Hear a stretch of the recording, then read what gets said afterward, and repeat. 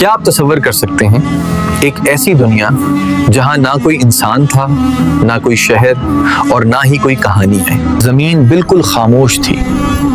پھر اللہ تعالیٰ نے ایک عظیم فیصلہ کیا، میں زمین پر اپنا خلیفہ بنانے والا ہوں۔ یہ سن کر فرشتے حیران ہوئے۔ انہوں نے ادب سے پوچھا، یا اللہ، ہم تیری تسبیح کرتے ہیں، تیری پاکی بیان کرتے ہیں۔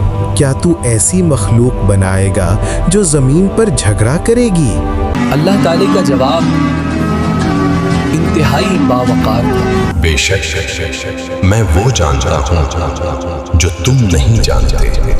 اللہ کے حکم سے دنیا کے کونے کونے سے مٹی منگوائی گئی، سرخ، سفید، کالی۔ اسی لیے آج ہم انسان مختلف رنگوں اور مزاج کے ہوتے ہیں۔ حضرت آدم علیہ السلام کا پتلا تیار ہو گیا، لیکن وہ ابھی بے جان تھے۔ ابلیس یعنی شیطان اس مٹی کے پتلے کے پاس آیا، اس نے حقارت سے اسے دیکھا۔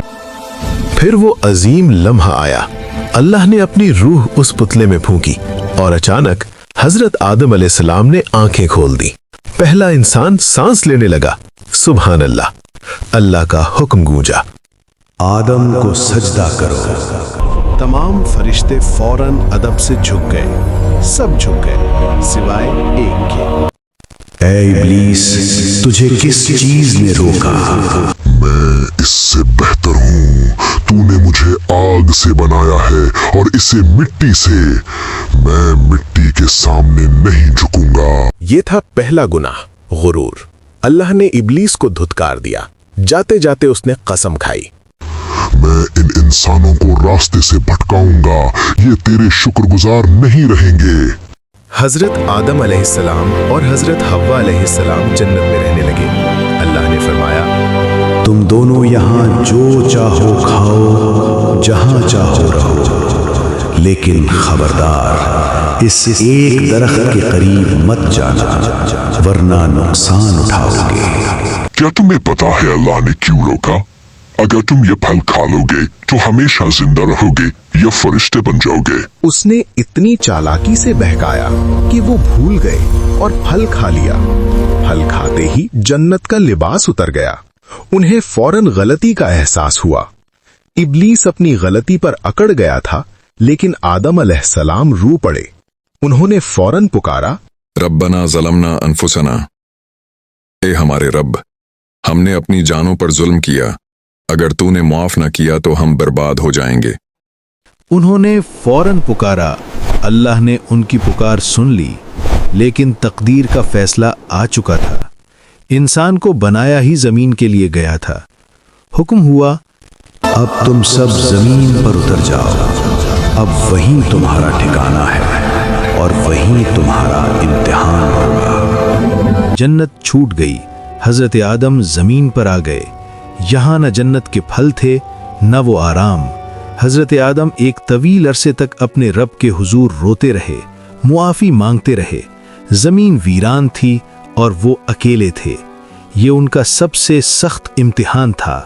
پھر اللہ کی رحمت جوش میں آئی۔ اللہ نے آدم علیہ السلام کی سچی تڑپ دیکھی اور ان کی توبہ مکمل طور پر قبول فرما لی۔ اللہ نے انہیں سکون دیا، زمین پر رہنے کا طریقہ سکھایا۔ یہ وہ لمحہ تھا جب انسان کو امید ملی کہ اللہ معاف کرنے والا ہے۔ وقت گزرا، حضرت آدم علیہ السلام کے 2 بیٹے ہوئے، حابیل نرم دل اور قابیل سخت مزاج۔ اللہ نے امتحان لیا، دونوں نے قربانی پیش کی۔ حابیل نے بہترین بھیڑ دی اور قابیل نے خراب اناج دیا۔ اللہ نے حابیل کی قربانی قبول کر لی اور قابیل کی رد کر دی۔ قابیل کے اندر حسد کی آگ بھڑک اٹھی۔ شیطان نے اسے اکسایا۔ قابیل چیخا، میں تجھے قتل کر دوں گا۔ اگر تم مجھے مارنے کے لیے ہاتھ بڑھاؤ گے تب بھی میں تم پر وار نہیں کروں گا، میں اللہ سے ڈرتا ہوں۔ قابیل نے اپنے بھائی کو مار دیا۔ زمین پر گرنے والا یہ پہلا انسانی خون تھا۔ غصہ اترا تو قابیل رونے لگا۔ لاش سامنے پڑی تھی۔ اللہ نے ایک کوا بھیجا جس نے اسے لاش دفنانا سکھایا۔ قابیل رو پڑا، ہائے افسوس، मैं इस परिंदे जितना भी ना हो सका कि अपने भाई को छुपा लेता। तो दोस्तों, ये थी हजरत आदम अलैहिस्सलाम की कहानी। हमने 3 बड़ी बातें सीखी। गुरूर मत करना, हसद से बचना, और अगर गलती हो जाए तो हजरत आदम की तरह फौरन तौबा कर लेना।